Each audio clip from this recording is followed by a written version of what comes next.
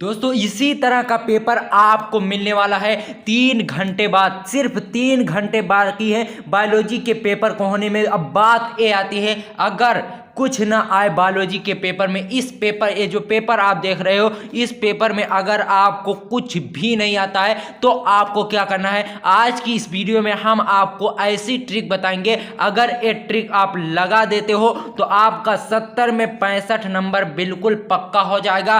दोस्तों ये ट्रिक 100% काम करेगी, 100% वर्किंग ट्रिक है जो आज की इस वीडियो में आपको बताया जाएगा। तो आपसे रिक्वेस्ट है कि अगर आपने अभी तक कुछ भी नहीं पढ़ा है तो ये ट्रिक लगा दो, उसके बाद 65 नंबर पक्का कर लो। तो आज की ये वीडियो आपके लिए वेरी वेरी इंपॉर्टेंट होने वाली है। अगर आप क्लास 12 के स्टूडेंट हैं तो इस वीडियो को लास्ट तक जरूर देखना। 1 घंटे अगर आपके पास बचे हैं तो भी ये ट्रिक फुल काम करेगी। चलिए देखते हैं कौन सी वो ट्रिक है। ठीक है, देखिए सबसे पहले जो कॉमन काम होते हैं, बहुत ही आसान काम होते हैं, इसको आपको करना है। ठीक है, ये तो आप जानते ही होंगे, इसको बताने की जरूरत नहीं है, वैसे मैं आपको बता दे रहा हूं। ठीक है, देख लीजिए पहला काम क्या करना है। सबसे पहले प्रश्न पत्र पढ़ें। ये जो प्रश्न पत्र है, इस प्रश्न पत्र को, पूरे प्रश्न पत्र को आपको एक बार जरूर पढ़ लेना है। उसके बाद देखिए एक भी प्रश्न ना छोड़े, इसमें का जो भी प्रश्न है अगर आपको आता है तो आप उसे पहले करें, अगर आपको नहीं आता तो आपको उसे छोड़ना नहीं है,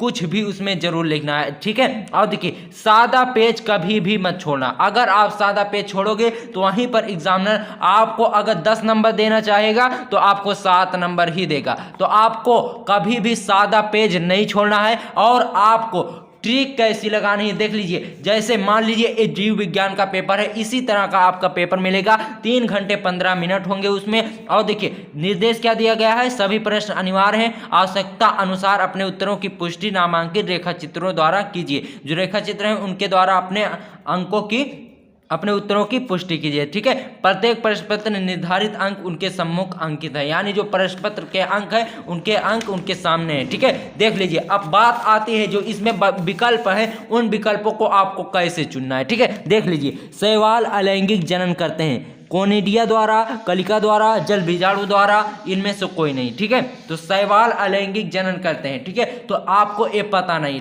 ठीक है, तो आपको करना क्या है, इसमें आपको तीसरा लगा देना है। ठीक है, बात को ध्यान से समझना, इसमें आपको तीसरा लगा देना है। ठीक है, और देखिए खा में मधुमक्खी में नर का विकास होता है निषेचित अंडे से, अनिषेचित अंडे से, 1 तथा 2 दोनों से, इनमें से कोई नहीं। ठीक है, तो आपको क्या करना है। ठीक है, जैसे यहाँ पर आपने तीसरा लगाया तो यहाँ पर आपको क्या करता है, यहाँ पर आपको पहला ही लगा देना है। ठीक है, पहला ही लगा देना। आपको ये नहीं करना है जैसे आप इसमें तीसरा लगाए तो इसमें भी आप तीसरा लगा देंगे, ऐसा नहीं करना, वरना सारे आंसर आपके गलत हो जाएंगे। उसके बाद देखिए, ठीक है, इसमें भी आपको जिससे चिपको आंदोलन शुरू किया गया था, ये आपको आता नहीं है तो आपको इसमें भी दूसरा लगा देना। ठीक है, और देखिए जेनेटिक इंजीनियरिंग का उपयोग होता है, कहां पर होता है, इसमें भी आपको पहला या फिर दूसरा आपको इसमें लगा देना। ठीक है, और आगे देखिए बहुत ही इंपॉर्टेंट वीडियो है, इसे आप लास्ट तक जरूर देखना। ठीक है, और देखिए परागण को परिभाषित कीजिए। अब ये आपको नहीं आता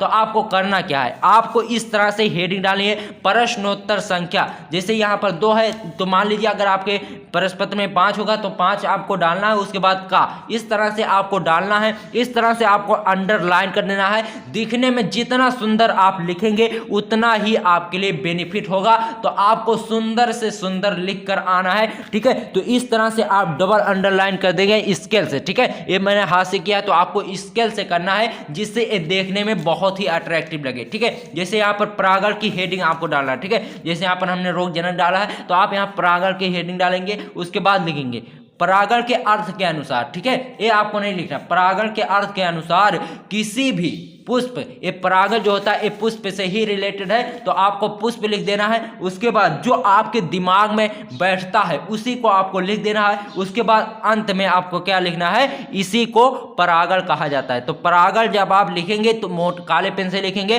उसके बाद आपको डबल इनवर्टेड कामा में कर देना। बस यही जब एग्जामिनर आपकी कॉपी में देखेगा तो वेरी वेरी इंप्रेस हो जाएगा, बहुत ही खुश हो जाएगा और आपको फुल मार्क्स जरूर देगा। ये फुल गारंटी है मेरी। अगर ये ट्रिक नहीं काम करेगी तो आप जब आपका रिजल्ट आएगा तो आप देख लेना, फुल 100% गारंटी के साथ कह सकता हूं मैं, ये ट्रिक आपके लिए जरूर काम करेगी। ठीक है, तो इस तरह से आपको करना है। ठीक है, और आगे देखिए इसी तरह से आपको इन प्रश्नों को हल करना है। और देखिए जैसे चित्र वाले प्रश्न हो गए, ठीक है, जैसे वाटसन तथा क्रिक द्वारा प्रस्तुत डीएनए की कुंडलित द्विकुंडलित मॉडल का नामांकित चित्र बनाइए। यानी आपको चित्र बनाना है, ठीक है, तो आपको वाटसन तथा क्रिक द्वारा प्रस्तुत डीएनए के द्विकुंडलित मॉडल का चित्र, इस तरह से आपको हेडिंग डालना है। उसके बाद आपको क्या करना है, ठीक है, अभी पेपर देने से पहले आपको एक काम करना है, आपको ज़्यादा से ज़्यादा बहुविकल्पीय प्रश्नों को पढ़ना है और चित्र को देखना है, ठीक है। जैसे वाटसन और क्रिक का अगर आप चित्र देख लिए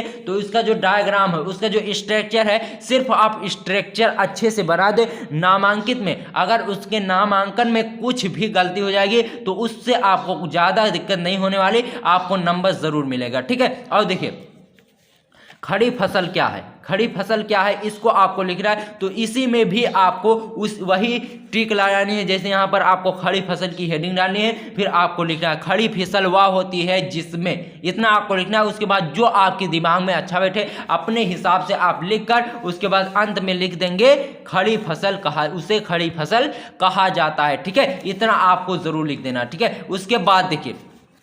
उसके बाद देखिए जैसे यहाँ पर है रोग जनक क्या है, ठीक है, मनुष्य में टाइफाइड ज्वर तथा जुकाम उत्पन्न करने वाले रोग जनकों के नाम तथा इन रोग के लक्षण लिखिए, ठीक है। तो यहाँ पर आपको करना क्या है, ठीक है, जैसे देख लीजिए यहाँ पर हमने हेडिंग डाली प्रश्नोत्तर संख्या 5। तो आपको पहले हेडिंग बहुत ही अच्छे से डालना है।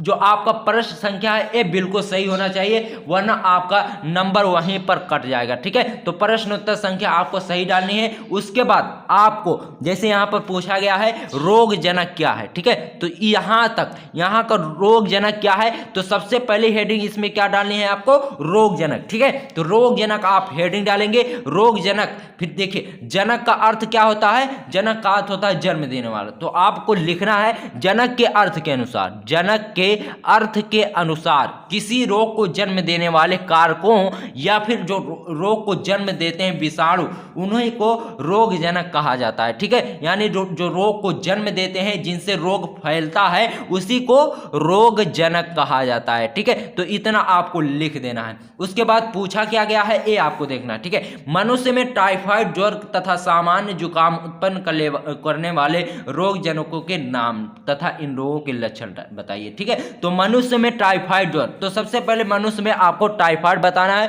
कि टाइफाइड कैसे होता है। तो इस तरह से आपको हेडिंग डालनी है। उसके बाद लिखना है कि टाइफाइड ज्वर यानी टाइफाइड बुखार एक अत्यंत विषाणु से फैलने वाला बुखार है। इसमें रोगी को जो रोगी के लक्षण दिखाई देते हैं वो आपको लिखना है, और कैसे फैलता है टाइफाइड और इसकी रोकथाम कैसे की जाती है ये सब आपको बताना है। इसी तरह से आपको अपने सभी प्रश्नों को हल करना है। जैसे देख लिए यहाँ पर क्या गया है, कहा क्या गया है, जैव उर्वरक मृदा की उर्वरता को किस प्रकार बढ़ाते हैं, ठीक है। तो आपको हेडिंग डालना है जैव उर्वरक मृदा की उर्वरता को, ठीक है। तो आपको सबसे पहले प्रश्नोत्तर संख्या 6 डालना है। उसके बाद फिर आपको लिखना है, फिर आपको अंत में लिखना है इसी तरह जैव उर्वरक मृदा की उर्वरता को बढ़ाते हैं। तो ये जैव उर्वरक मृदा की उर्वरता को बढ़ाते हैं, इस लाइन को आपको अंडरलाइन कर देना है, ठीक है, डबल इन्वर्टेड कॉमा में लिखना। यही ट्रिक आप लगाइए, उसके बाद पेपर देकर आइए, फिर आप बताना कि किस तरह से आपका पेपर गया। तो वीडियो आपके लिए बहुत ही इंपॉर्टेंट होगी। वीडियो को लाइक करें और चैनल पर नया है तो चैनल को सब्सक्राइब करें। मिलते हैं आपसे किसी और वीडियो में, तब तक के लिए गुड बाय, जय हिंद, जय भारत।